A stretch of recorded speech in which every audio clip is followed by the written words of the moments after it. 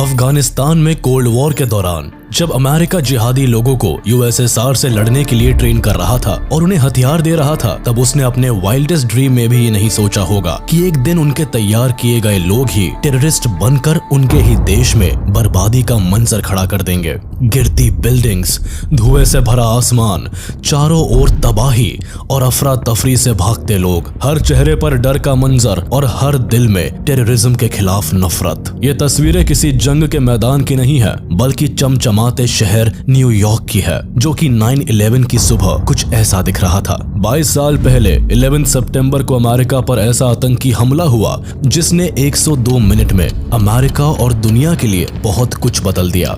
3000 लोग एक झटके में खत्म हो गए, 6000 से ज्यादा घायल हो गए और यह अटैक एक ऐसा जख्म छोड़ गया जिसने अमेरिका को अंदर तक झकझोर दिया। इसके बाद दुनिया में आतंक के खिलाफ अमेरिका ने एक ऐसी जंग छेड़ दी जो सालों साल चली और इसी जंग की आड़ में अफगानिस्तान और इराक जैसे देश भी बर्बाद हो गए। तो आखिर क्या था 9/11 अटैक? इतने बड़े सुपर पावर अमेरिका पर ये 9/11 अटैक क्यों हुआ था? आखिर इस हमले को कैसे अंजाम दिया गया और कौन इस हमले का असल जिम्मेदार था? अमेरिका में 11 सितंबर 2001 के दिन की शुरुआत एक आम दिन जैसी ही हुई। सुबह का वक्त था, लोग काम पर जा रहे थे, शहर में चहल पहल थी। President George W Bush Florida के एक स्कूल में प्रोग्राम में पहुंचे हुए थे। लेकिन अजीब घटनाओं का सिलसिला तब शुरू हुआ जब करीब 8:46 AM पर अमेरिकन एयरलाइंस का एक प्लेन वर्ल्ड ट्रेड सेंटर के नॉर्थ टावर में क्रैश कर गया।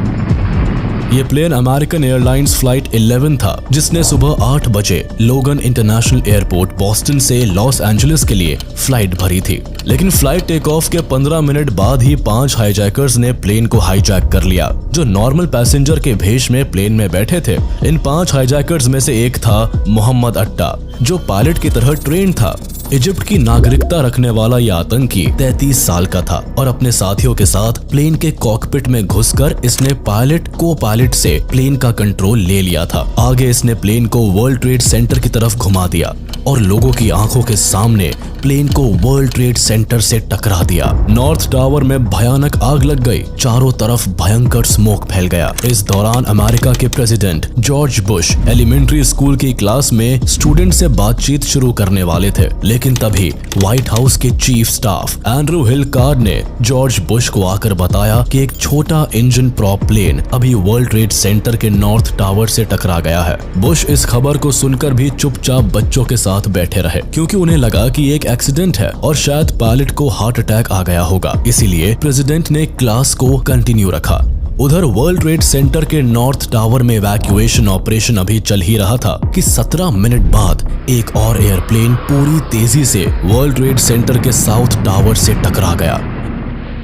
ये प्लेन यूनाइटेड एयरलाइंस फ्लाइट 175 था, जिसने सुबह 8:14 पर टेक ऑफ किया था। लेकिन टेक ऑफ के 28 मिनट बाद ही इसे 5 हाईजैकर्स द्वारा हाईजैक कर लिया गया था। फिर से इन हाईजैकर्स ने पायलट और को पायलट को मार डाला और एयरप्लेन का कंट्रोल लेकर उसे वर्ल्ड ट्रेड सेंटर के साउथ टावर में क्रैश कर दिया। इस दूसरे क्रैश की जानकारी एंड्रू हिल कार्ड ने जल्द ही प्रेसिडेंट जॉर्ज बुश को दी, जो उस वक्त भी क्लास में स्टूडेंट्स के साथ रीडिंग एक्सरसाइज कर रहे थे। एंड्रू ने धीरे से प्रेसिडेंट के कान में फुसफुसाया कि a second plane hit the second tower, America is under attack. लेकिन प्रेसिडेंट शांत रहे। लगभग 5 से 7 मिनट तक वो क्लास में ही बैठे रहे और रीडिंग एक्सरसाइज को कंटिन्यू रखा। दूसरी तरफ इन्हीं 7 मिनट्स में अमेरिका के लिए बहुत कुछ बदल गया। लोग अभी पहले ही क्रैश से नहीं उभरे थे कि दूसरे क्रैश से लोगों में हड़कंप मच गया। कई लोग मारे गए, लोगों में डर और अफरा तफरी का माहौल फैल गया। इन 7 मिनट में पूरी दुनिया को पता चल गया कि अमेरिका की सबसे ऊंची बिल्डिंग वर्ल्ड ट्रेड सेंटर में 2 प्लेन क्रैश हो चुके हैं। इसी बीच एक और बड़ी खबर आ गई कि 2 और एयरप्लेन को हाईजैक किया जा चुका है। एक थी अमेरिकन एयरलाइंस की फ्लाइट 77 और दूसरी यूनाइटेड एयरलाइंस की फ्लाइट 93। फ्लाइट 77 ने वॉशिंगटन के ड्यूल्स इंटरनेशनल एयरपोर्ट से लॉस एंजलिस के लिए उड़ान भरी थी, लेकिन 8:54 AM पर ही इस प्लेन ने अपना रास्ता बदल लिया। इसमें भी 5 हाईजैकर्स मौजूद थे, जो टेक ऑफ के लगभग 31 मिनट बाद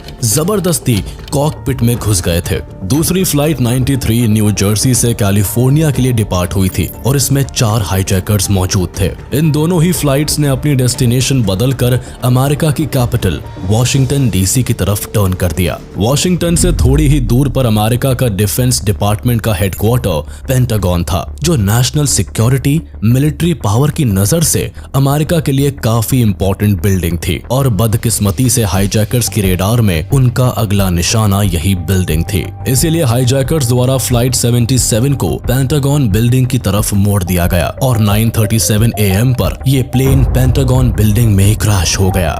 ये अमेरिका पर आतंक का तीसरा घातक वार था, जिससे साफ था कि ये सब कुछ एक बड़ी आतंकी साजिश का नतीजा है। इसीलिए यूएसए के सभी एयरपोर्ट्स को शट डाउन कर दिया गया। जो एयरलाइन उड़ान भर चुकी थी उन्हें नियरेस्ट एयरपोर्ट्स पर लैंड करने के ऑर्डर्स दिए गए। एक तरफ जहां प्रशासन और रेस्क्यू फोर्स हालात को काबू करने की कोशिश में थे, वहीं अमेरिका के लिए हालत बद से बदतर तब हो गए जब 9:59 AM पर वर्ल्ड ट्रेड सेंटर के साउथ टावर में लगी भयानक आग के चलते पूरी की पूरी बिल्डिंग कोलैप्स कर गई। अमेरिका के लोग इस पूरी तबाही को अपने सामने घटता हुआ देख रहे थे। चारों तरफ अफरा तफरी, मौत और धुएं का बादल छाया था।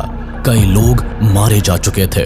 पैसेंजर्स को इस बात की भनक लग गई थी कि वो अंडर अटैक है और कई फिर उन्होंने फाइट बैक करना शुरू कर दिया। सभी को लग रहा था कि इस प्लेन को फिर से अमेरिका के किसी आइकॉनिक बिल्डिंग पर क्रैश कर दिया जाएगा, जिसे रोकने के लिए कई सारे पैसेंजर्स ने हाईजैकर्स के साथ फाइट करनी शुरू कर दी।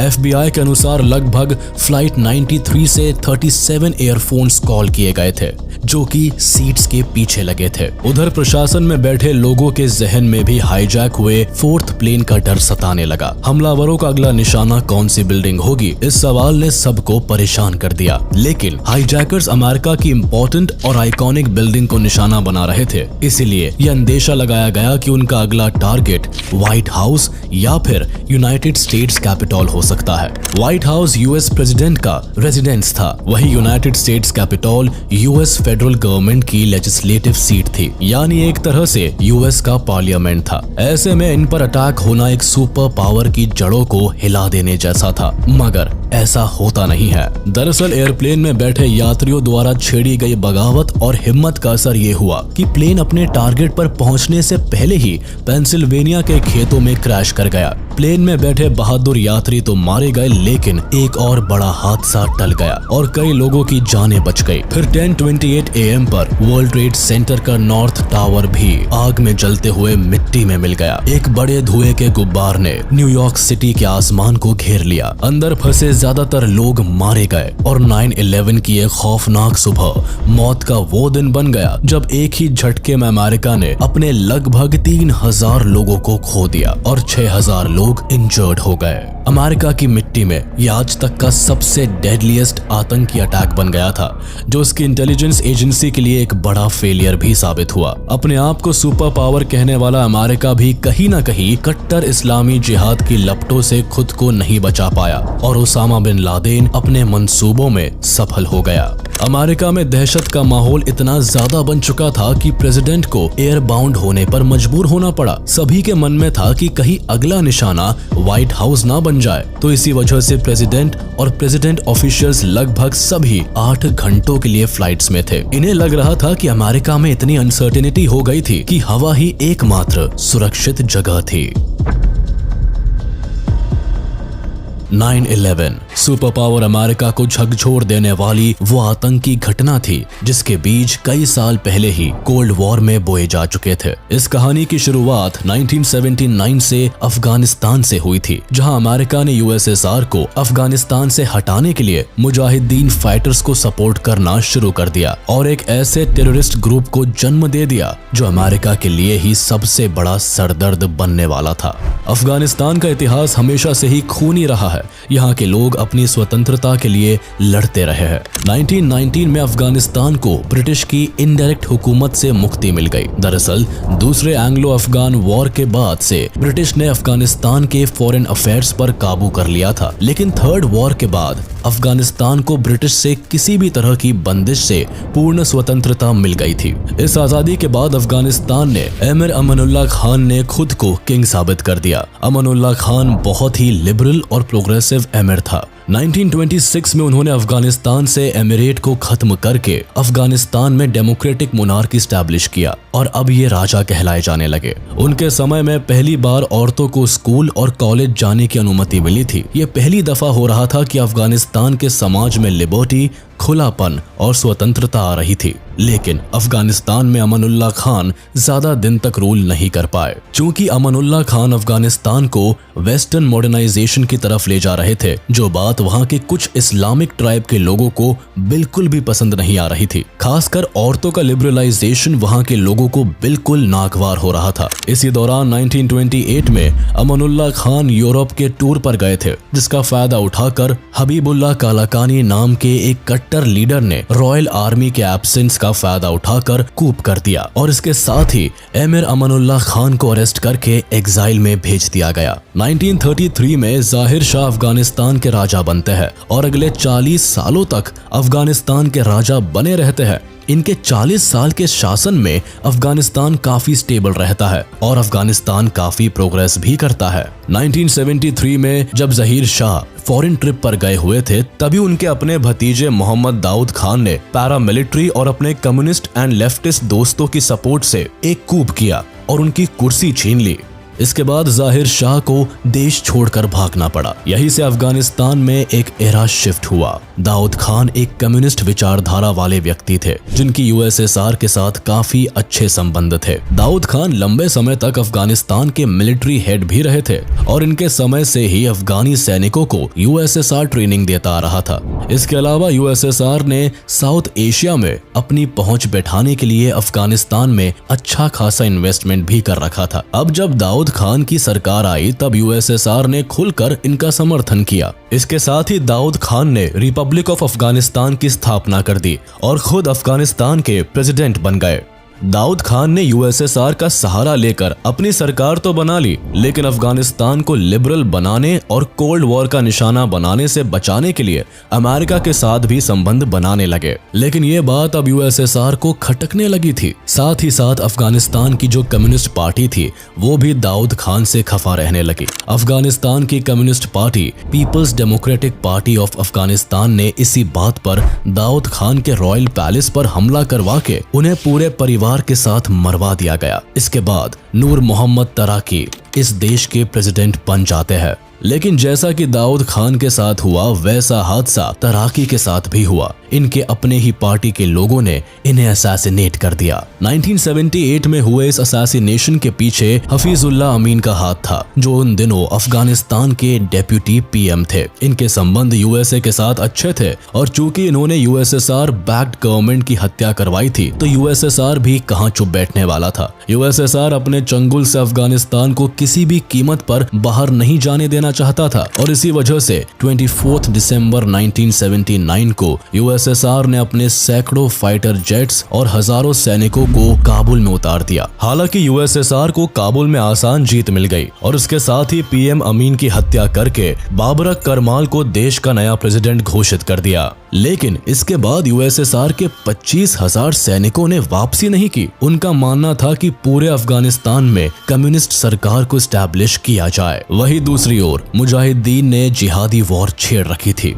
उन्हें यूएसएसआर से इस्लाम पर खतरा नजर आता था और वो यूएसएसआर को पूरी टक्कर देने के लिए तैयार बैठे थे। ये वॉर पहले तो यूएसएसआर अफगानिस्तान वॉर ही था, जो कि इस्लामिक मुजाहिदीन के खिलाफ था। लेकिन जल्दी ही पाकिस्तान, चाइना, यूएसए और मिडिल ईस्ट के कंट्रीज भी मुजाहिदीन के साथ उतर आए, जिससे कि यूएसएसआर को कड़ी टक्कर दी जाए और उन्हें अफगानिस्तान से निकाला जा सके। पाकिस्तान और यूएसए खासकर इस जिहादी युद्ध में मुजाहिदीनों का साथ दे रहे थे, जिससे कि यूएसएसआर को हटाया जा सके। अफगानिस्तान में अब पपेट कम्युनिस्ट और इस्लामिक विचारधाराओं को सपोर्ट करने वाले दो पावर्स के बीच का टसल अब शुरू हो गया था। इसी दौरान सऊदी अरब ने मुजाहिदीन को ढेर सारी फंडिंग देना शुरू कर दिया।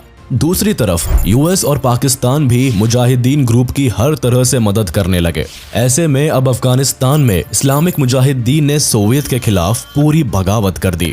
वही कोल्ड वॉर के चलते अमेरिका हमेशा से ही साउथ एशिया से सोवियत यूनियन के इन्फ्लुएंस को कम करना चाहता था, और वही दूसरी तरफ वियतनाम और कोरिया वॉर्स में सोवियत के कारण अमेरिका को काफी क्षति पहुंची थी। ऐसे में अमेरिका एक ऐसी अपॉर्चुनिटी की तलाश में था जहां वो भी यूएसएसआर को सबक सिखा सके, जिसका मौका अमेरिका को सोवियत अफगान वॉर में मिल गया। ऐसे में अमेरिका अफगानिस्तान में रिलीजन के नाम पर हो रहे बगावत को सपोर्ट करने लगा। अमेरिका ने न केवल अफगान फाइटर्स को पाकिस्तान जैसे पड़ोसी देश में रेफ्यूजी बनने के लिए इन्फ्लुएंस किया, बल्कि सोवियत अफगान वॉर को इस्लाम की लड़ाई की तरह प्रमोट किया। सभी इस्लामी देशों से अमेरिका ने इस्लामी लड़कों को अफगानिस्तान की सो कॉल्ड होली वॉर को ज्वाइन करने के लिए उकसाने लगा और उन्हें भारी मात्रा में हथियार, पैसा और इंटेलिजेंस सपोर्ट देना शुरू कर दिया। और बस यही से जिहादी मूवमेंट की शुरुआत हुई, जिसने अफगानिस्तान में इंस्टेबिलिटी ला दी। इसी दौरान सऊदी अरब, जो कि इस्लाम को प्रमोट करने के इस्लामिक देशों में फंडिंग कर रहा था, उसे डर पैदा हो गया कि यूएसएसआर का इन्फ्लुएंस बाकी अरब कंट्रीज में फैला तो इससे इस्लाम धर्म पर बहुत बड़ा खतरा आ जाएगा। इसीलिए सऊदी अरब जैसे कई मिडिल ईस्ट देशों से इस्लामी लड़कों ने मुजाहिदीन मिलिटेंट को ज्वाइन किया और रिच इस्लामिक फैमिलीज ने इन मिलिटेंट्स को फंड करना शुरू कर दिया। इन्हीं में से एक था ओसामा बिन लादेन, जिसकी एक ही तमन्ना थी कि पूरे इस्लामिक देशों में सरिया का कानून लागू हो जाए और इस्लामिक देशों के बीच के मामलों को आपस में ही कुरान के लॉ के थ्रू सॉल्व किया जाए। इसमें किसी और का इंटरफेरेंस ना हो, भले ही वो सुपर पावर अमेरिका ही क्यों ना हो।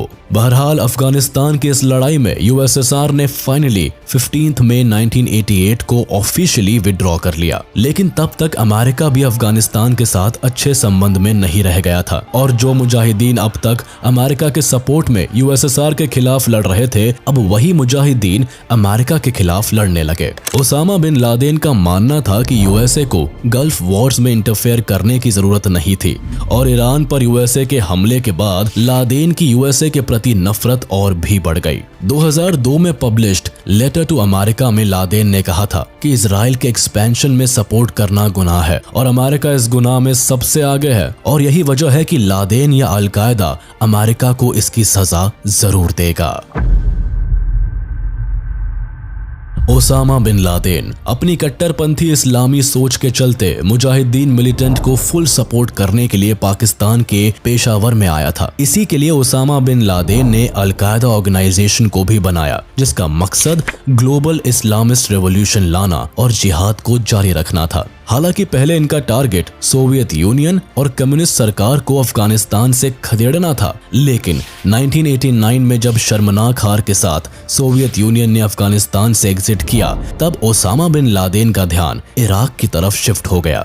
1991 में अमेरिका ने जब इराक पर हमला किया तो ओसामा बिन लादेन ने इसे इस्लाम धर्म पर एक चोट की तरह लिया। ऐसा इसलिए भी हुआ क्योंकि बिन लादेन को अमेरिका का मुस्लिम देशों में बढ़ता प्रेजेंस एंड इन्फ्लुएंस पसंद नहीं आ रहा था। खास तौर पर वह कुवैत, इराक और सोमालिया जैसे मुस्लिम देशों में अमेरिकन इंपीरियलिज्म और अमेरिकन इंटरवेंशन को बढ़ता देख रहा था। ऊपर से अमेरिका का इजराइल को सपोर्ट करना भी उसकी नजर में इस्लाम के प्रति हेट्रेड का सबूत था। ऐसे में Osama bin Laden anti America हो गए। पहले तक जो लादेन अमेरिका के साथ मिलकर सोवियत यूनियन के खिलाफ लड़ रहा था, अब उसने यूएस के खिलाफ ही अपना रुख कर लिया। अब तक कट्टर इस्लामिस्ट ग्रुप तालिबान ने अफगानिस्तान में अपनी सरकार बना ली थी, इसीलिए ओसामा बिन लादेन अफगानिस्तान आ गया और इसी देश को अल-कायदा का बेस बनाकर उसने 1996 में अमेरिका के खिलाफ सऊदी अरेबिया में अपने आर्मी को हटाने के लिए फतवा जारी किया। अमेरिका गल्फ वॉर से ही सऊदी अरेबिया में अपने मिलिट्री बेसिस को ऑपरेट कर रहे थे। ऐसा ही फतवा बिन लादेन ने अमेरिका के खिलाफ 1998 में भी जारी किया और इसी के तहत अमेरिका से बदला लेने के लिए 7 अगस्त 1998 में बिन लादेन ने ईस्ट अफ्रीका में मौजूद यूएस एम्बेसी पर भी बम गिरवाया, जिसमें 200 से ज्यादा लोग मारे गए। इस दौरान नायरोबी, केन्या और दार एस सलाम, तंजानिया में बम गिराए गए थे। यही से ओसामा बिन लादेन को अमेरिका में तबाही करने की ऐसी मोटिवेशन मिली कि अफगानिस्तान में बैठे बैठे इस आतंकी ने अमेरिका के इतिहास के सबसे काले दिन 9/11 की प्लानिंग कर डाली। इस अटैक का इमीडिएट इफेक्ट ये हुआ कि इस पूरे हमले ने अमेरिका को एकजुट कर दिया। एक तरफ जोरों शोरों से मिलकर लोगों ने रेस्क्यू ऑपरेशन को अंजाम दिया और लोगों की जानें बचाई। वही रात को 8:30 बजे US president George W Bush ने देश को एड्रेस करते हुए ये साफ कर दिया कि इस हमले को अंजाम देने वाले आतंकवादियों और उन्हें आश्रय देने वालों के बीच कोई अंतर नहीं किया जाएगा। We will make no distinction between the terrorists who committed these acts and those who harbored them. इस अटैक ने न केवल कॉमन अमेरिकन की जिंदगी को तबाह किया बल्कि लोगों को जस्टिस और गुस्से की भावना से भी भर दिया।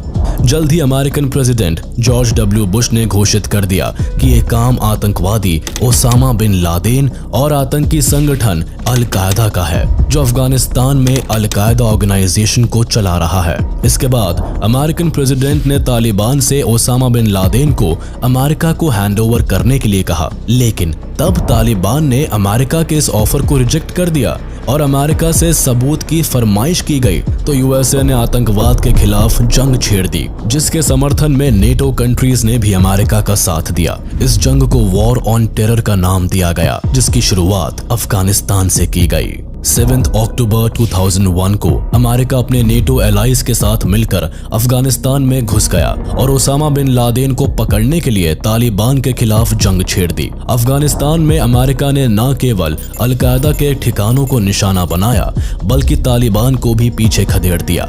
यहाँ अमेरिका को अपनी इन्वेस्टिगेशन में कई ऐसी वीडियो टेप्स भी मिले जिससे ये साफ हो गया कि 9/11 के हमले को ओसामा बिन लादेन ने ही अंजाम दिया था। FBI ने भी अपनी इन्वेस्टिगेशन में पाया कि जिन 19 मिलिटेंट्स ने प्लेन को हाईजैक किया था उन्हें ट्रेनिंग खुद ओसामा बिन लादेन और अल-कायदा ने दी थी और फिर धीरे धीरे उन्हें छोटे छोटे ग्रुप्स में अमेरिका भेजा गया था। इनमें से कुछ ने अमेरिका में ही प्लेन उड़ाने की ट्रेनिंग भी ली थी और ये सभी टेररिस्ट वैलिड डॉक्यूमेंटेशन के साथ अमेरिका में रह रहे थे। फिर 26 अक्टूबर को अमेरिकन कांग्रेस ने एक पेट्रियट एक्ट पास किया जिसका मकसद 9/11 के आतंकवादियों को पकड़ना था। यह एक्ट सरकार को भरपूर पावर देता था कि वह किसी पर भी टेररिज्म सस्पिशन होने पर उस पर स्पाई कर सकते हैं। इस लॉ को अमेरिका में टेररिज्म को रोकने के लिए फुल सपोर्ट से पास किया गया। उधर अफगानिस्तान में ओसामा बिन लादेन को ढूंढने और अल-कायदा के नेटवर्क को बर्बाद करने के लिए अमेरिका ने पानी की तरह पैसा बहाया, साथ ही एक बड़ी आर्मी और बेस्ट मिलिट्री को भी यूज किया। हालांकि अमेरिका की ताकत के सामने अल-कायदा को अंडरग्राउंड होना पड़ा और अमेरिका के मिलिट्री ने कई आतंकवादियों को मार गिराया, लेकिन फिर भी कई सालों तक ओसामा बिन लादेन अमेरिका की पहुंच से बाहर ही रहा। इस बीच अल-कायदा और कई आतंकवादियों से लिंक की संभावना पर अमेरिका ने अपने मिलिट्री ऑपरेशन को इराक में भी शुरू कर दिया और वहां भी कई सालों तक जंग को जारी रखा। 9/11 अटैक केवल एक आतंकी हमला ही नहीं था बल्कि दुनिया की सबसे बेस्ट इंटेलिजेंस एजेंसी के मुंह पर तमाचा भी था कि आखिर कैसे CIA और FBI के नाक के नीचे से यह अटैक प्लान किया गया। इसी के तहत साल 2002 में प्रेसिडेंट जॉर्ज डब्ल्यू बुश ने 9/11 अटैक की रिपोर्ट के लिए एक कमीशन को अपॉइंट भी किया। 2 साल बाद जब रिपोर्ट सबमिट हुई तो पाया गया कि इस अटैक में सबसे बड़ा फेलियर CIA का था, जिन्हें पहले से ही पता था कि 2 हाईजैकर्स नवाफ अल-हाज़मी और खालिद अल-मेदार अल-कायदा के मिलिटेंट्स हैं। CIA इन दोनों मिलिटेंट्स को ट्रैक भी कर रही थी जब ये दोनों ऑपरेटिव्स टेररिस्ट समिट मीटिंग को अटेंड करने मलेशिया के कुआलालंपुर गए थे। लेकिन CIA ने इन दोनों टेररिस्ट सस्पेक्ट की जानकारी ना तो FBI को दी और ना ही इन्हें US स्टेट डिपार्टमेंट की वॉच लिस्ट में ऐड किया। इससे हुआ ये कि हाईजैकर्स अपनी रियल आईडीज के साथ बड़ी ही आसानी से अमेरिका में घुस गए। कई दिनों तक वह अमेरिका में आम लोगों की तरह घूमते भी रहे और फिर उन्होंने दिन दहाड़े इतनी बड़े आतंकी हमले को अंजाम दिया। ये CIA की बड़ी लापरवाही का ही नतीजा था कि जिसकी कीमत 3000 अमेरिकन को चुकानी पड़ी थी। 9/11 के असली गुनहगार को पकड़ने के लिए अमेरिका ने अफगानिस्तान में 10 साल तक जंग लड़ी और खरबों का पैसा लगाने के बाद साल 2011 में उसे ओसामा बिन लादेन को पकड़ने में कामयाबी हासिल हुई। 2 मई 2011 को US की नेवी सील्स टीम ने पाकिस्तान के अबोटाबाद में ओसामा बिन लादेन को लोकेट किया और एक ऑपरेशन के तहत उसे मार गिराया। I can report to the American people and to the world. The United States has conducted an operation that killed Osama bin Laden, the leader of Al-Qaeda. इतने बड़े आतंकवादी की मौत टेररिज्म के खिलाफ अमेरिका की एक बड़ी जीत तो बन गई, लेकिन 9/11 का कॉमन अमेरिकन सिटीजन्स पर जो असर हुआ वो लॉन्ग लास्टिंग रहा। ओसामा बिन लादेन का यूएसए में 9/11 करवाने का मेन कारण अमेरिका का मिडिल ईस्ट में बढ़ता इंटरफेरेंस और इन्फ्लुएंस था। इसके अलावा लादेन मुस्लिम्स पर हो रहे अत्याचार के लिए टेररिज्म का सहारा ले रहा था। लेकिन 9/11 के बाद ये दोनों चीजें और भी ज्यादा देखने को मिली। यूएसए ने न केवल अफगानिस्तान को इन्वेड किया बल्कि इराक में भी मिलिट्री ऑपरेशंस कंडक्ट करवाए। इसके अलावा वेस्टर्न कंट्रीज खासकर अमेरिका में इस्लामोफोबिया का राइज हुआ। मिडिल ईस्ट के टेररिस्ट के किए धरे का खामियाजा मुस्लिम सिटीजन्स और साउथ एशियंस को भुगतना पड़ा, जिनके खिलाफ अमेरिका में क्राइम्स और डिस्क्रिमिनेशन तेजी से बढ़ने लगा। अमेरिका में रह रहे मुस्लिम्स के साथ न केवल भेदभाव हुआ बल्कि कई जगह पर इन पर कार्रवाई भी हो गई। यहाँ तक कि अमेरिका में रह रहे इंडियन सिख को भी कई बार मुस्लिम समझकर मारा जाने लगा।